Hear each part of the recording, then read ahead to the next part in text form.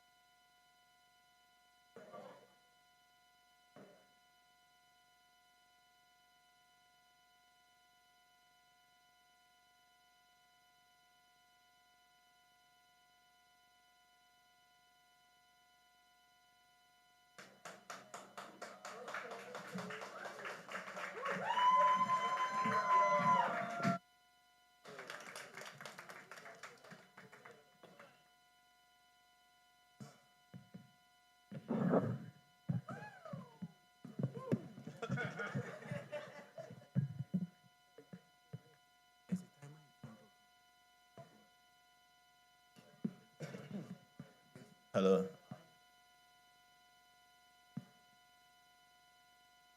Good afternoon, everyone. It's good to be here at Ake Festival again with you guys. It's a blessing. And it's also a blessing that one day after we celebrated International Men's Day, I'm here speaking with two great men who've contributed greatly to African literature. And, when I first heard I was going to be moderating this panel, naturally I was very anxious. I was very anxious about what I would say, yes, but I was also very anxious about what I would wear, right? Because, we all hear the rumors about how stylish Congolese men are. I like your shoes. Thank you. Nice shoes. So for me, it was very important that I wasn't outdone on my home turf. Yeah. So to my constituents, I hope I did you proud. Thank you. And also a round of applause to this very stylish, good-looking man with me. All right. Okay, so I'll get right into it. And I'll start with you, Mr. Bofane, because in Nigeria, we start with the elders, or with the eldest, right?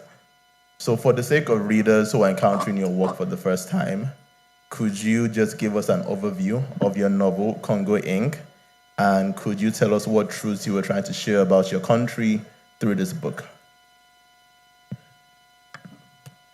Anyway, first, thank you for receiving me here in Lagos. It's the first time I come in Nigeria. First time. I'm delighted to be here. I'm really happy. Really great country, coming from Congo. Nigeria is first in Africa. Wow. See. Because people, there is a lot of people, People is the first richesse, the first wealth of a country. You think gold, we got gold, the diamond, we got everything where we are poor, but the first wealth is the people, and Nigeria is first. Thanks. And Congo Incorporated, Congo Inc. I'm from Congo. I write mostly about Congo, but Congo is just an archetype. It's just an archetype. I mean, I put the Congo is the center of my world. You know, we live in, they say Africa, I say, because I live in Europe, in Belgium, exactly. And they always think that Africa is somewhere else, is somewhere far, you know. But I put the Congo in the center of the world. And when I look at the world, I look at it from Congo. We must look at the world from our point of view. Huh? And we get the more experience than anybody in this earth. So, Congo Inc., it's about a global, the first idea, it's a story of a pygmy. They call them pygmy. I call them Ekonda, because it's a clan, it's a tribe. Mongo, from the tribe of Mongo, I'm Mongo too. I have 1 foot, I don't know what, and they're short, I'm tall, but we are the same, it's the same people. People of the middle of the forest. And that character was important because he comes from far away, but he doesn't like the forest, he wants to globalize. He likes globalization, the forest for him is nothing. So I wanted to talk about globalization. And what is the worst thing that happened from the globalization? It's the war of Congo. 30 years of war. There's no political views. There's nothing. It's just raw material, you know. And the title is the Testament of Bismarck, too. Because Bismarck, in the end of the conference, the Berlin conference, he said that the Congo is the main actor of what we are planning to do. In that time already, I mean, the Congo for me incorporated because Congo Inc., because the Congo is not a country, it's the reserve of raw material. And my character, Isokanga, is in this scheme, you know?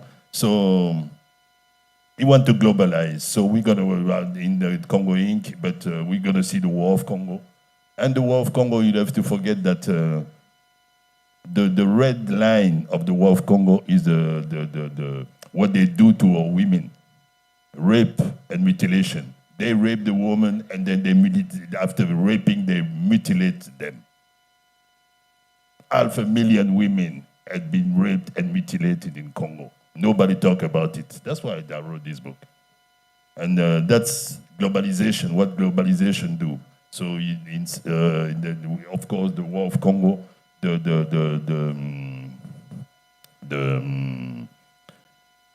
main topic, the main theme.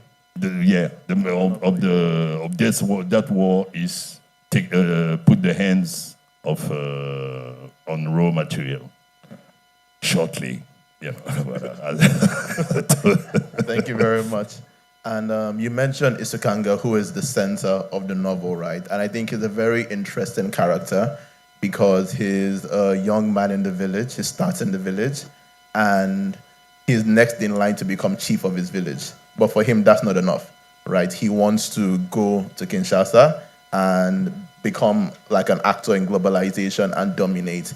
And I've also seen this is a common theme in your novels, right? Where you take the story from the perspective of a young man who is ambitious and who wants to migrate for better. It's the same thing you did with Cece in Casablanca story. Yeah. So for you, why is it important to look at the world from the lens of youth and ambition?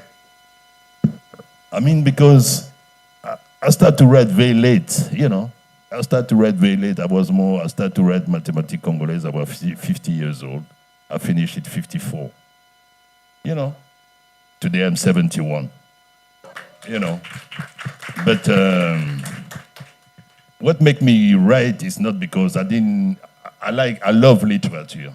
You know, I was reading my first novel. I read it. I was 10 years old, and it was a novel for adults. You know, I love literature. I could be a reader all my life without problem, really. And then the genocide of Rwanda appeared. I left Congo in 93, June 93, April 94, the genocide of Congo. And all the time is the third time I come in Europe. I live in Belgium, I told you. But all the time I come in when I started to read that book, it was war. It was the rebellion of Mulele in 64. When I read my first book because of war, because I was alone. My parents, they sent my brother and my sister outside of the country in Belgium. We stayed there. My mother, my brother, my mother, my father, and me. And because I was alone, so he gave me a book to read, because we were in a little town, a very little town in northwest of Congo. You see, that's my second war. The first one was in 1960, the War of Independence. And then 64, another war.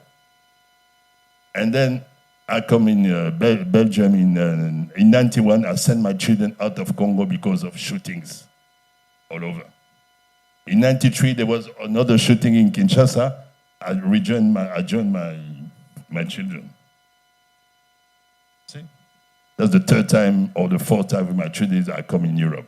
I escape. I never come in Europe because I like to. Because you talk about migrating. But for me, it was, I have to flee, emergency, to save my skin. So, and then this genocide in Rwanda.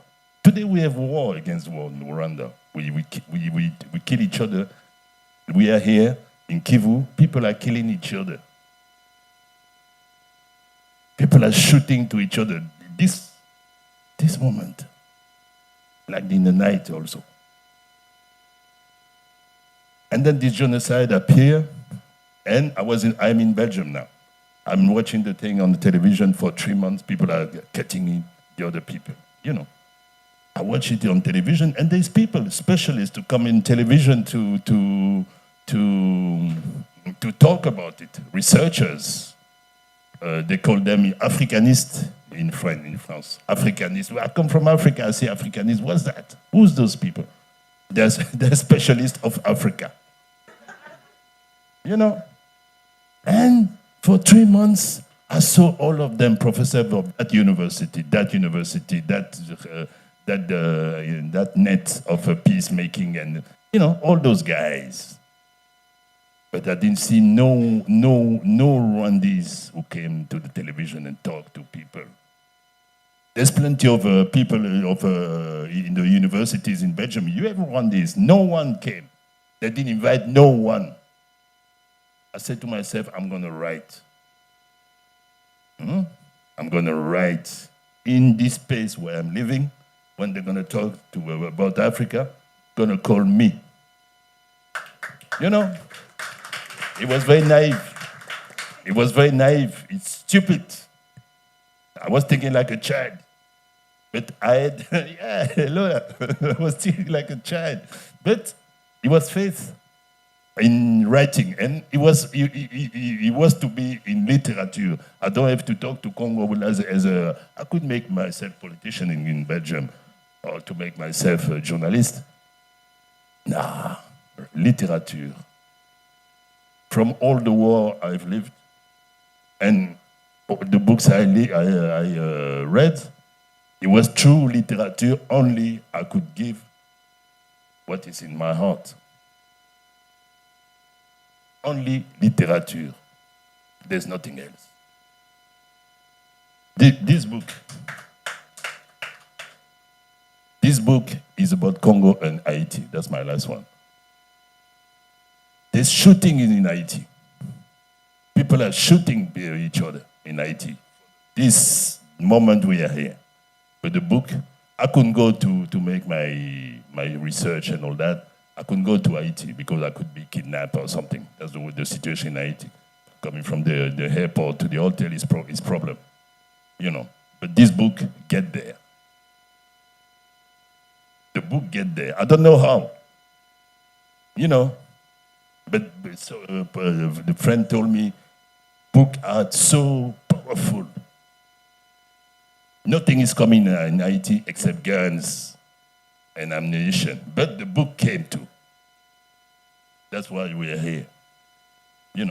And this book, the first translation, who asked me to translate this book? The first one, the first country, the first language they want to translate that is Ukraine. Interesting. It's Ukraine. because they talk about the nation, cannibal nation. I mean, this destruction of our souls is more than our buildings. Our souls also. They break buildings in Gaza. They kill people, but they kill our soul. You know. And the first one to try, who want to translate this one is Ukraine. That's the books. That's why we are here. That's why we are here. Thank you to Ake Festival. Thank you very much. Thank you very much. Thank you to Ake. Mr. Mabanckou, I will go over to you. So the title of your novel, Dealing with the Dead, implies it blurs the boundary between the living and the dead, right? And I wanted to ask why you chose that particular lens to explore the story about your country. Thank you for inviting us here, Lola, and the team. And thank you for wearing this kind of shoes, because I remember in my book, you know, the guy, the dead man, has this kind of shoes over there, because it's very nice. It's very like elegant and it's very smart. I like the way you put modernity with tradition. It's a kind of collection, so we can applaud him for that. So this book is, for me, a kind of saying thank you to my own mother, who was the best storyteller in our house. And back then, she would sing, she would tell the story, and we would like be quiet in order to maybe keep everything she would say back then. So as I went back to the Congo Brazzaville, because I'm from Congo Brazzaville, the smallest one, and Bofane is from DRC, we speak we eat the same food, we date the same wives. Everything is everything is alike over there, and we are very connected. So back then, my mother wouldn't like separate the real life and the lives of the people who disappeared, and then she would tell me all kind of stories, maybe in order to frighten me. And I wanted to write something which is more funny, because I don't know how to frighten people. I prefer like trying to make them laughing about the story of that guy who died in the age of 25 or like that, and he didn't accept his death, and he wanted to come back in the world of the living people in order to find out how things happen, why he has to die that day, and then we're gonna see the political reflection, we're gonna see the society, everything about maybe the books I love about the deaf, like if you read Palmoine Chinois Chebe, no, not Chinois Chebe, Amos Tutuola, you're gonna see this kind of funny book. I wanted to write this kind of book, maybe also because I read something beside what my mother said. I read something about someone who went to the nightclub and he saw a nice girl and he tried to date the girl, and it ended in the cemetery. So that was maybe the first idea to write Dealing with the Dead. Thank you. And I think you're you're in a fortunate position, right? Because I'm a writer myself, and a question that we regularly get asked is this based on your life? And when you write a book about someone who wakes up in the cemetery, you escape that question, right? Yeah. And something else that's also important about this novel is the relationship between Liwa and his grandmother, right? I don't come to your books for romance or for love stories, but there's a very interesting love story between the main character and his grandmother. Could you just speak to what influenced that? Yeah, because the Great Mother represents for me like the origin of my own mother.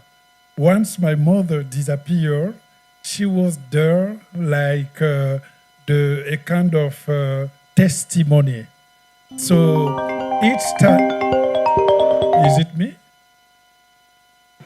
or my mother?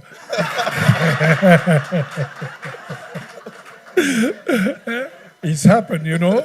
Sometimes from the we're dealing with the grave, dead. she's calling me. What are you telling to the Nigerian people? Yeah, I didn't say that. Yeah, stop it. Okay. No, what was the question again? What inspired the story? Yeah, about the Great relationship Mother. with- Yeah, the Great Mother. So the Great Mother represents for me like a kind of, what can I say? It's a kind of heritage. The place I'm gonna find a lot of solution to resolve all my problem day in and day out. And back then, if like I request something, I want to like have, I want to eat more. My mother gonna say, no, you have already eaten. Yeah. Once my mother disappear, I'm gonna see the Great Mother. I'm gonna have everything. So I think that in the book, I wanted to create this kind of relation between the main character, Liwa, and the Great Mother.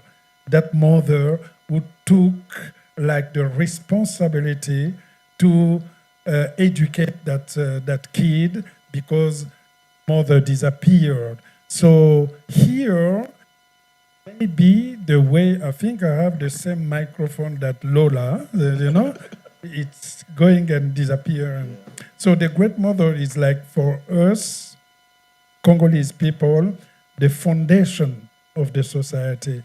And here, I think that the fact that my mother disappeared and the Great Mother was here, I was in peace because I knew that someone from the same blood, someone who gave the blood to my mother was still there. So that relation, you can see it in the book. I'm describing her. I'm describing the white hairs. I'm describing the wrinkles. I'm describing everything.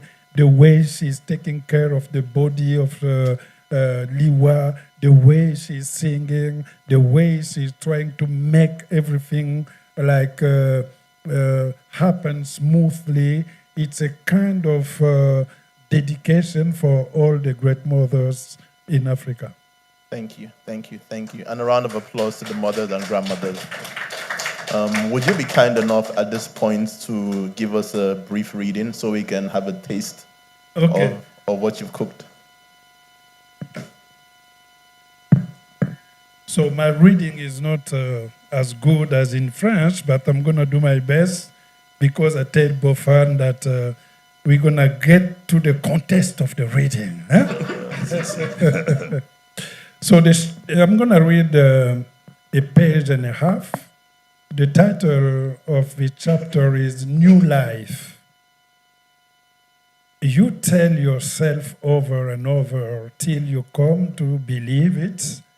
Your new life started an hour ago when a shock ripped through the earth around you and you felt yourself being sucked up by a cyclone, then flown down where you're lying right now on a heap of earth topped with a brand new wooden cross. I breathe, I live, you murmured to yourself in triumph. But now, with daylight peeking over the horizon, you're not so sure. You're haunted by images of your last few hours, a dead man trapped in a coffin, borne in a great pomp to his final resting place here in the cemetery of Frère Lachaise. Try as you may, You can't stop dwelling on the memory of the long procession escorting you through the main street of Pointe Noire. The parading of a corpse before burial is common practice in this town. People embrace it as a mark of homage to the deceased, giving them a lively send-off. You are carried by 6 square-shouldered colossi with rippling muscles, wearing white suit and shiny black shoes with pointed tips. Here we go. Their job is to execute orders, not to wonder how the person they are carrying came to die. They'll stick to the route prescribed by the bereaved families throughout the long procession. Their voices will stay silent. Sealed up in the coffin, trailed along endless winding street, you consider what will happen at your journey's end. You've seen funeral procession pass through the Rue du Joli Soir when you lived with your grandmother till the time of your death. So you know you'll end up at Frère Lachaise, and that there you'll be just one among thousands upon thousands of dead. If you are lucky, you'll get a few visitors a year beside your grandmother, Malembe. You'll find sweet branches of flower laid on your gravestone on All Saints of Independence Day, through somewhat ironical in the latter case, since your death is linked to this day of national celebration. Once you've been laid in the earth, time will start to do its work. And for all their good intentions, the people who knew you will gradually forget till one dry season comes when not a soul ventures forth to your tomb. Weeds will stifle it, lizards will hunt it, and black snakes too, those souls of no fixed abode who, according to your native Babembe legend, caused such harm while they were alive that in death they are turned forever into reptiles of the grave. Thank you. Thank you very much. Right. Thank you. And Mr. Bofane, would you be kind enough to give us a taste as well of Congo Incorporated?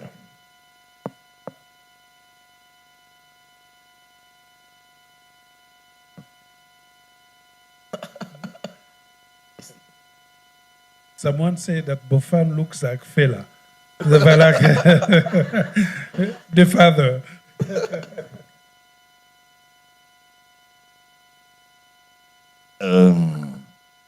Yeah, my stories are always tragedy like that. But I mean, we are still alive. So you know that we take the situation with a kind of distance. So you don't have to be surprised if you can find something funny in what I say. But yes. And here it's Isokanga. Isokanga is the young pygmy, the young Ekonda. Is in the office of a guy, one of the warriors of Congo. He's from Rwanda. He's Tutsi. But when they make the United Nations, they say no, those people are from Congo. So they are in our army. They are everywhere. You know, I mean, we have our enemies in our army that the United Nations put there. And this one is the boss of national park. So you have that guy who was a warrior. Today he's wearing a suit with a tie. and then he speak to Isokanga. So they are in front of each other. Isokanga sat in Kiro Bizimungu's office at the Conservation Service of Salonga National Park. He was looking at wall posters that shows mostly aerial views over the virgin forest.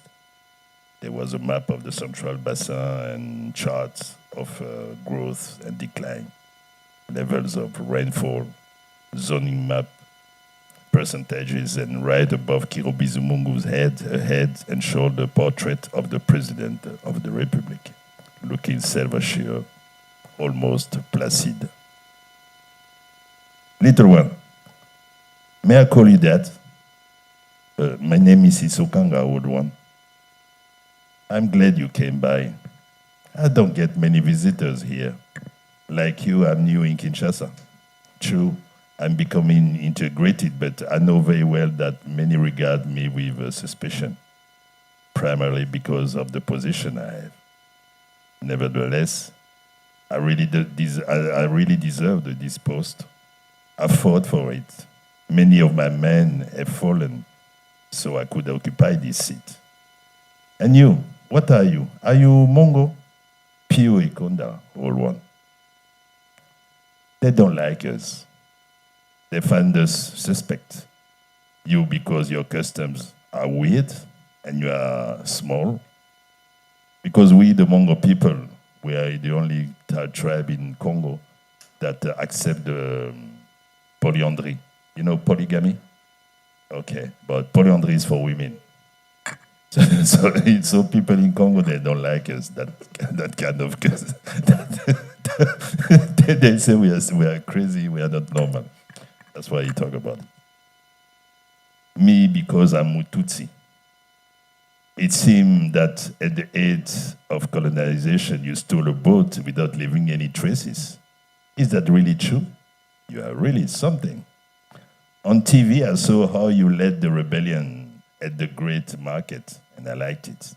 I like people like you, determined, calm, intelligent.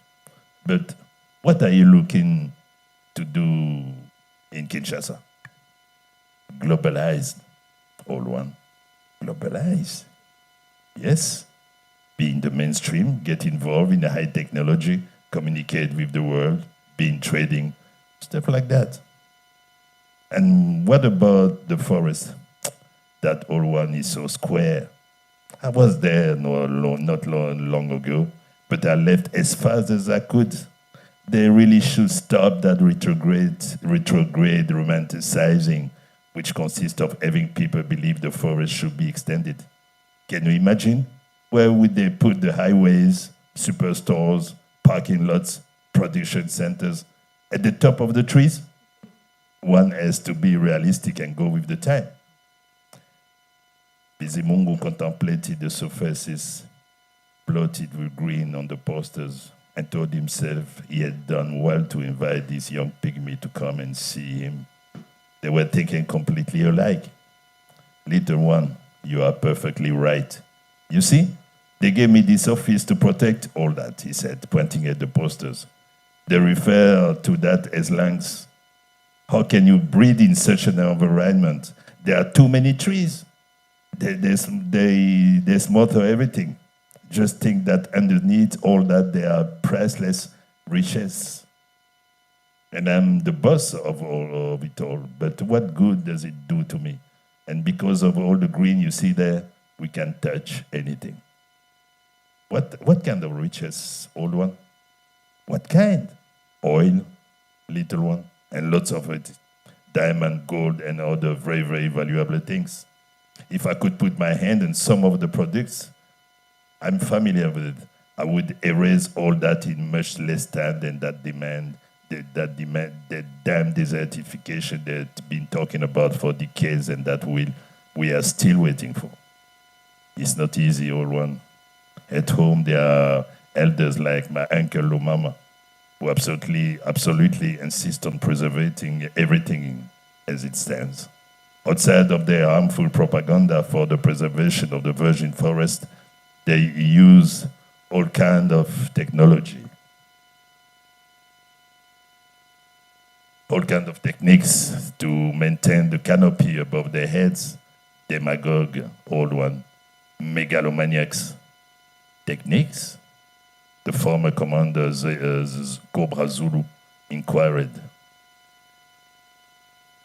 Yes, some of the ancestral technique or whatever down there, as soon as the tree is a little bit under the weather, the elder by its side talk to it, invoke the ancestors, concoct mysterious medication, and the wounded tree straightens out right away. They are really diabolical, old one. If your uncle is able to do that, of course, with drugs. And do you know what it does? Some. Kiro Bizimungo look at a few moments to reflect his eyes upon the young man. If that guy knows how to cure a tree, he thought, he must know with a little searching, or maybe not even, how to destroy it. And etc., without having any trace of some of poison. Theo, Kiro Bizimungo thundered. The soldier on duty outside opened the door and entered, not in any great rush. At your order, Commander. What will you drink? He asked Isokanga. A Fanta, old one. Kiro Bizimungo ordered the soldier. Go downstairs, get 1 beer and 2 Fantas, and hurry up. When the door closed again, he turned back to Isokanga. Little one, I want to see you in my first more frequently. You and I, we need to talk. I'm the administrator of the entire forest, and that makes us almost like brothers. We have the same nationality. We have to see each other. We have similar ideas. We need to stick together. I'm like you. All that green in front of me is depressing. You were lucky coming to Kinshasa to catch some hair, or else that would have become of you. Can you tell me that? What are those people thinking? That powerful computers, iPhones, or missiles are manufactured with a tree trunk? We need copper, tin, cobalt, coltan to really develop. We need petroleum, a lot of it, barrels and barrels. For the people to eat, they feel. We need packaging factories, intensive scientific light, transgenic agriculture. We can't allow all that to proliferate, he added, sweeping away the vegetation represented on the wall with a wide gesture.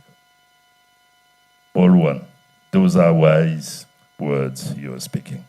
When a political decision maker speaks like you, all one, it's as if the wind of progress blows in your face.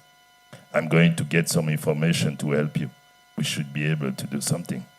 At that moment, Deo came in with the drinks.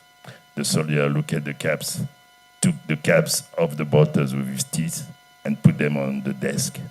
Kiro Bizimungu stood up to the glass to get glasses. He put them down and filled them as he sat down again. Here is to you, little one. Here is to you, old one. And they both finished their drinks in almost one gulp because the power supply was off again and the air condition wasn't working. As a result, the heat in the office was unbearable. To create a little breeze, the French windows were open wide onto a balcony, and you could hear the ruckus of the traffic below in counterpoint, the insistent chant of car horns, the polyphonic sound of the voice of Kinshasa's people floating over the vast metropolis at all times. Thanks. Thank you very much. Thank you very much for that introduction to the character that is Isukanga. And in that conversation, he's speaking about exploiting mineral resources within the forest. And from reading the book, right, I know that for him, he learned about all of that through playing games online, right? He learns about this game called trading. Raging Trade. Raging Trades, right? And it's a game about strategy and world domination. And for me, that was very appealing because I'm also obsessed with this game called Risk, right? And it's a game about strategy and world domination. And I've tried to explain it to my father, who is about your age, but he just doesn't get it, right? But for you, how did you come into or how did online gaming come into your imagination, and why did you choose that as a vehicle to tell the story? I mean, because the war of Congo, like I told you before, that nobody speak about it. You know, it's 10 million people who died, 10 million, and nobody is like there's never happened and nothing in that country. The media, they don't talk about it. And when some who know a little about it, they're gonna tell you, yeah, but we don't understand what's going on in Congo. So I said, I'm gonna pass it through A game. to a game, electronic game. But I don't like, because everybody play those kind of games. But I don't like electronic games. You know, I don't like it. I never play. The last one I think I played was, you know, there was a green point to make tit, like tennis, like that. That's the last one I've played. So I had to make some meeting. When I go to France, they have one boy like that, 10 years old. Say, come here. I go to the little boy in the room, and they teach me the games. So everywhere I go, I take the little boy or little girl, 12 years old, something like that, 10. You know, I say, okay, teach me. and they teach me how it works, how you do this, how you do that. And I create my own game. The game it's called Raging Trade. I mean, it's a trade. I mean, very, voilà. The lovely Voilà. But I'm never afraid to consult.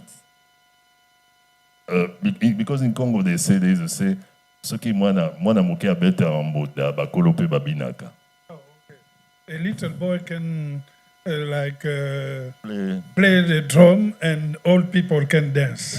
They say, So I never have no complex for that. Okay. Voilà. It was something new and something that I really don't know, because, you know, I'm from another time, but I'm with the youngs. We get the same. Okay, thank you. In my music, we get the same playlist than those ones. Thank you. And we've spoken about this other character, right, who is the soldier who turns politician. But there are lots of very colorful characters as well. There are a lot of street children. There's the pastor of the Pentecostal church. And for me, we're seeing a lot of characters in your novel who could very easily be in Lagos. So how do you decide on what characters to build out for these stories? And who are your favorite characters to write? I mean, we are in the 21st century. I'm born before on the 20th century, but my first novel, Mathématiques Congolaises, was in 2008. So I think I'm a writer of the 21st century. I'm sorry for the wrong one, but you know, and this 21st century, you know, in the 20s, they was telling, yeah, in the 2000, everybody's gonna eat, everybody this, you're gonna be peace, a lot of bullshit like that. You know? And then we are in the 21st century, your generation. And you see, it's the same. And the globalization, it's a real concept in the sense that today everybody, you have the children of the street, you have that pastor, that preacher man, and it's the same church in Lagos or Ibadan or Kinshasa or Brazzaville. It's the same. Those we had the Kuluna, those young gangsters, very young gangsters. It started in Kinshasa, and now it's in Brazzaville in a very, very, very bad way, you know. And it's a world. I mean, it's easy. It was easy. You must, of course. When I say archetype, that's what I told you. It's archetype, but I'm going to take things that we get all in common. So because we have to think about all that, especially those children who are lost, or to study and go to school, and those kind of things. It's the same. It's normal that when I there's the correlation. Where. And I see especially when we move around in Europe, because I'm in Europe, we go in France because but there, you go to France with the young students, you ask them, okay, you have some question, maybe they have one or two in Europe. When you go to Brazzaville, each of them got 10 questions. They are 15 years old. Yeah. I mean, all topics is all topics. It's it's our thing, It's look at we talk about the shoes, but it's something. I mean, that he's gonna see it. You see, he come in Lagos and he's the same shoes than his character. We get the. This is the universal. Universalité des choses, and that's what we talk about. When you talk about the dead, in this book, he's got a character called Liwa. In this book, this one, I got a character is Liwa. I mean, and we never talk about nothing together. But we do in the same year. Each of us, we get the same character with the same name, Liwa. That means death. Yeah. Death. I think that it's our reality. We talk about this priest. I talk about a pastor coming from Ghana, trying to preach among the Congolese people. It's the maybe the reason why I'm still thinking that writing is the sum of the experiences you're gonna face in your life.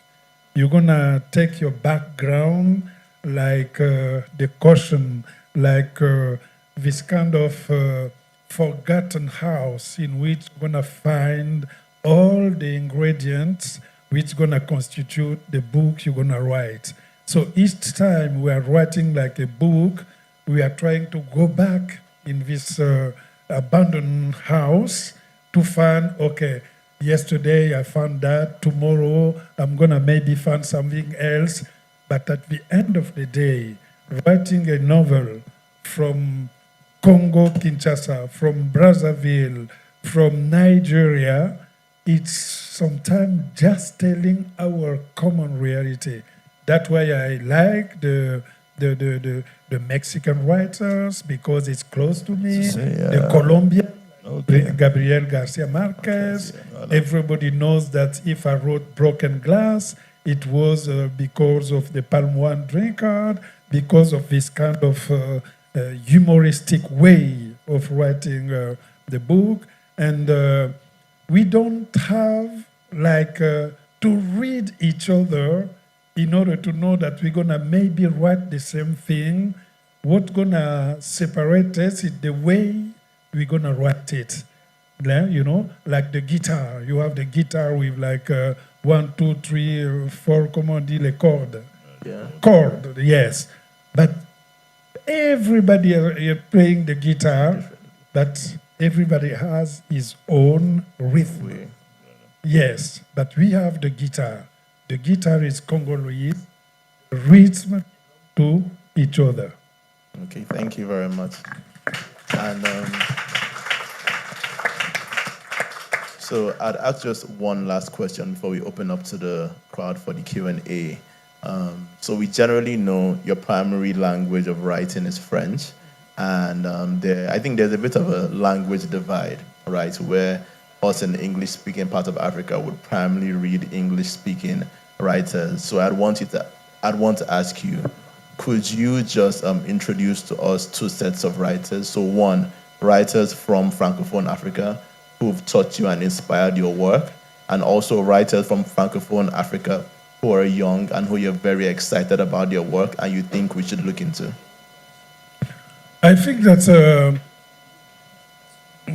yes, I write my novel in French, but I'm convinced that there's automatic translation in my head because I speak 7 African languages from the Congo. you know, Pembe, Teke, Lari, Dondo, Lingala, which we speak Munukutuba, Kikenge, which is the language of my father. So sometimes like I'm writing, but I'm seeing things coming from the village of my father. Everything is written in that language. The fact that I discover literature through the French language, I have this kind of quick adaptation to see the reality and to translate it quickly. And when I found out that the French language is too small compared to my own African language, that's the moment I'm going to create a word. Exactly. And French people are going to say, oh, you see, he's trying to enrich our language, French. No, I'm not. I'm helping the French people to understand my own reality. So that may be when they said I wrote in French, yes, I wrote in French, but with my accent. Wow. Even if when I'm not saying, even my silence has the accent in it. So I better say that I write in Congolese language, and by kindness, I try to help French people, Francophone people to understand my language. Yeah. Okay. And I tried to escape the question, but it's okay. Okay. Fair enough. Mr. Bofane, on your own end, would you recommend any African writers that we should look out for? I'm going to stay by our sides. I mean, we have Fiston Mwanza. He's a poet. Yeah. He's a great poet. He's a really great poet. He was a poet before to be a novelist. And he wrote something about the River Congo. Yeah. Which he one wrote something about the River Congo. Yeah. You must see his novels are good. And his poetry is, yeah. Really, that's the guy. Okay. I mean, and in the French literature, Alain or me, it's another literature. It's very, only us we can talk about the dead like that, when I talk to you. People say, oh, you talk about the dead. Why? No problem. Fiston is the guy of this 21st century. Everything is fucked up. And we had the chance to went to school, normal, the state or the government took care of us. But some of the new generation, they get more, it's more harder for you. Even my mother, she was laughing at us when we were 20, 25. I said, yeah, you have nothing. We at the age, we have our children, we have a car, we have a house, you have nothing, you are poor people. You know, but you had to... You have to struggle, to fight. Yeah? The struggle continues. You know, you have to look everything by yourself. You know what I mean? See what I mean? It's really different, you know. And that Fiston Mwanza is your generation, you know. And it's a little bit crazy for me. I mean that we can add also these Francophone writers who are like born in France, trying to write about French reality. Some of them like born in Italy, born in Italia, in the United States, Francophone, and writing about their own reality, which is becoming another way to frame the Africa. Those writers are displaying the fact that Africa is no longer a continent. It's like something which is like moving day in and day out. So in order to understand our continent, maybe we have to go and see what kind of production is being displayed by those writers born with African parents, but open in the new continent or new countries and so on and so on. So, like even Wilfried Tsonde, he lived a lot. Who is from Congo, Brazzaville? He lived a lot in Germany. He lived a lot in Germany over there. Gaël Faye lived a lot also in France, even if it's between Burundi and maybe our kid or the kid of our kid gonna create another kind of literature, but they need to read what we wrote, because you cannot take the road without your GPS. You have to see what you're gonna see later on. But they are in search. They are in search. You know, Gaël Faye always go back to his roots. Always. Wilfried Tsonde, his first novel was Le Chant des Enfants Léopards, and the song of the leopard children, because Congo means leopard. It means leopard. I mean, it's not this border. For us, there is a river between Brazzaville and my Kinshasa. But for us, it's not a border. It's where we eat. We drink that water, we eat. We eat the fish inside. It's not a border. And before the colonization, there was two brothers. One was king in Kinshasa, and Kinshasa were going to Brazzaville. They were Mukoko, and there was Ngalema. They were brothers. But the French, they cut, and the brothers, they separate us. And that's, I mean, Congo was going, the empire of Congo was going to Gabon, sort of Cameroon. We and me, you, him and me. It's sad to hear Congo Brazzaville, Congo Kinshasa. It's very sad. It's the same.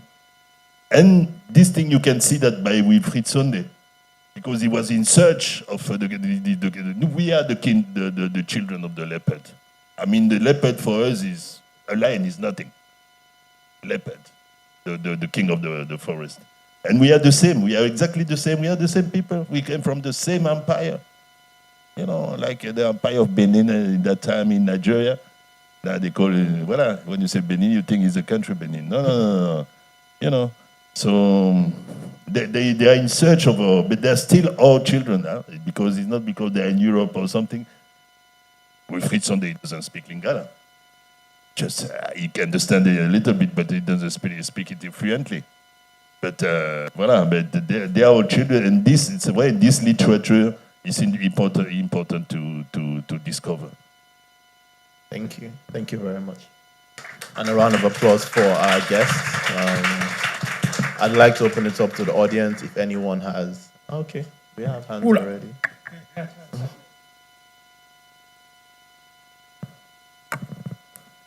Thank you so much. First, Mr. Bofane, you look like my grandfather. You speak like him too. Yes, my question is to Mabanckou. I read a review of your novel on The Guardian, and I saw an interesting question I would like to ask you that the reviewer wrote. And, okay, could Mabanckou, unwelcome in the Republic of the Congo on account of his outspoken criticism of the president, be writing here, that's in this novel, about his own exile, the untimely death of his hero, an allegory of his involuntary separation from the cherished landscape of his early years? Oh, thank you for the question.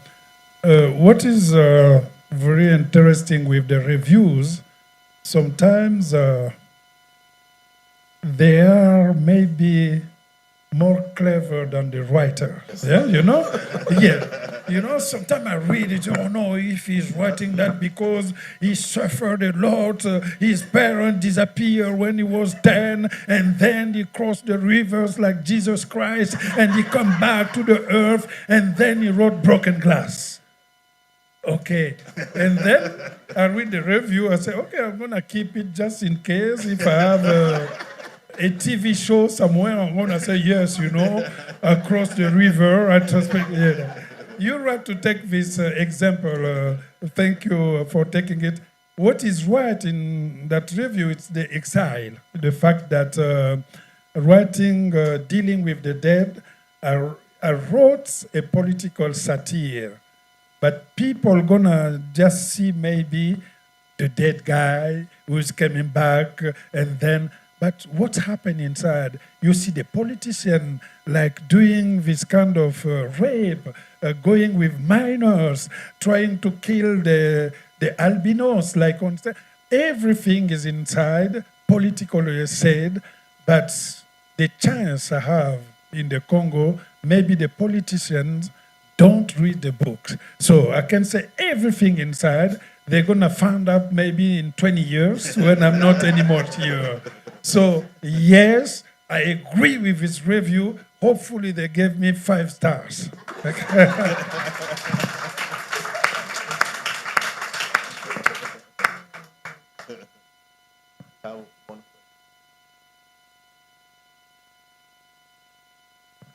Thank you very much for the wonderful insights, both of your works. In both of your books, actually, the past is very, very active, and it seems like the story itself is carrying the burden of, the past along, showing how it's impacting the lives of the two Congos. How do you respond to the current discourse where everybody is saying that Africa should stop blaming its problems on the past and should look into the present, what they are getting wrong, and how they can move into the future and just forget about the past? How do you respond to those views? The past. I mean, without the past, you can build a future. And I mean, when I talk about ancestral technique, I'd call it ancestral technology in the Congoiense. Because this technology, what I saw myself, a lot of things I don't know, but what I saw myself being done in our countries with medicine and things like that, with plants and all that. I mean, we are the future. Medicine are done mostly with oil, petroleum. That's Rockefeller. That's why the pharmacy industry is so strong. But we get other things. We get other things, and we must know it. We must know it because our civilizations had been destroyed by the colonization, slavery, and all that. So we can't. There was a little girl. The girl of a neighbor, she was 5 years old. Her name was Mireille. This little girl, she was a lot with my children and all that. And she was so nice, this little girl. But her legs, you see the body, and the legs, instead of to do like this, it goes like that.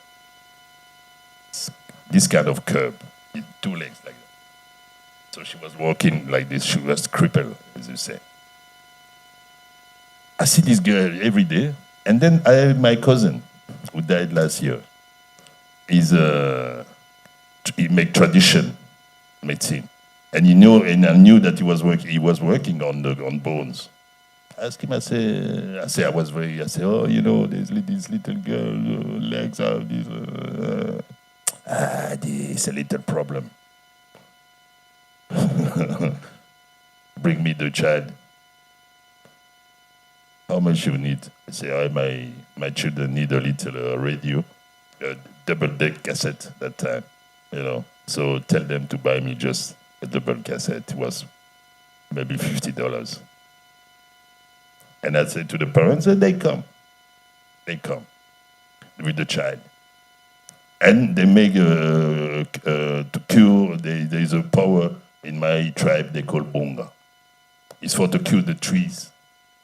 Normally, when a tree is break down or something, they cure that with bonga. But people, they say if they can repair a tree, they can repair a bone.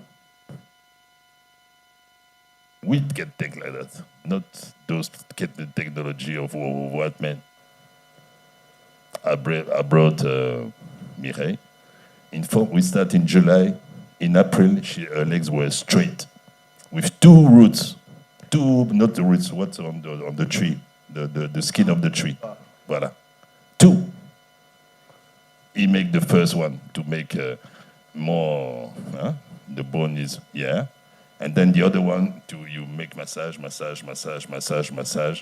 and you get it strong again. 4 months, legs like this curve. That's what we are able to do.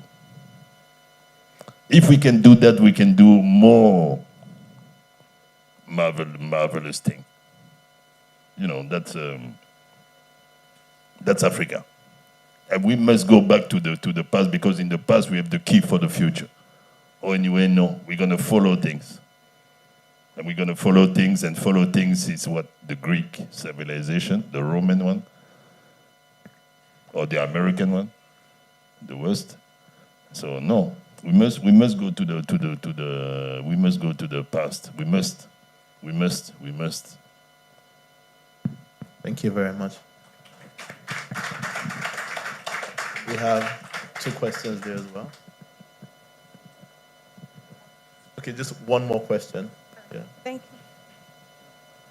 you. Yeah, my question is for good afternoon. My question is for Alain. So from what I've picked from the book chat, I see that yes, from this book chat, from the conversation. Yeah. Oh, yeah. Yeah, so I see that your book, Dealing with the Dead, incorporates elements of spiritual realism. I'm particularly interested in that phenomenon. I don't know what I'm looking for. But I see that you give a voice to the dead. So my question is, during your writing process, does it get to a time where you nurse these thoughts or these feelings that, these dead people, they might come to visit me? And also, in thinking that, just in case you ever lost those feelings, do you think that, okay, you have to not go so in-depth in writing about the otherworldly so that you do not, bring spiritual problems to yourself? So that's my question. Thank you. Thank you for the question. Back then, when I wrote the book Memoir of a Porcupine, it's about a porcupine who was living a kind of strange life with a guy. So the guy died, and the porcupine survived. So the porcupine was explaining what kind of relation they had together. So in the book, I went inside all kind of tradition, how the bad people are gonna kill the other. And one day a Congolese found me in Paris and say, why are you spreading all the secret to the European like that? So he was thinking that it was spreading the secret. I was preserving our memory in this sense.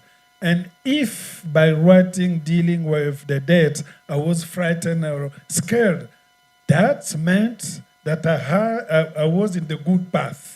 Because I was threatening myself, I was seeing what I can see, and I have already seen how my mother was dealing with the dead.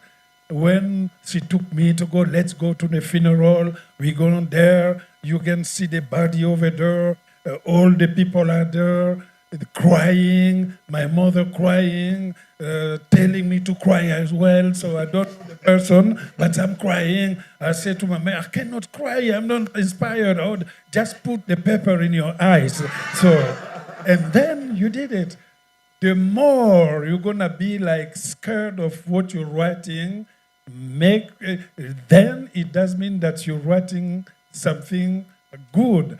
Because if you said, no, this, I'm not going to spread it because this belongs to the Bembe, to the Mongo, to the Igbo. No, just write because what you're writing going to help a lot of people. Your new generation, maybe you don't know what was happening back then. By reading the book, they're going to say, oh, the light of Pointe Noire is describing Pointe Noire. Pointe Noire is this kind of city in the 70s, in the 80s. Just spreading the novel, and your imagination doesn't have the boundaries. Just lash out. write whatever you want to write, even if your grandfather is saying that, don't say that because they're going to know how we used to eat people. Donc, calm down. Thank you very much. Thank you for the question. That was great. Thank you very much. And with that, we'll bring this session to a close. Thank you everyone for your time. Merci. Thank you. Thank you. Thank you very much.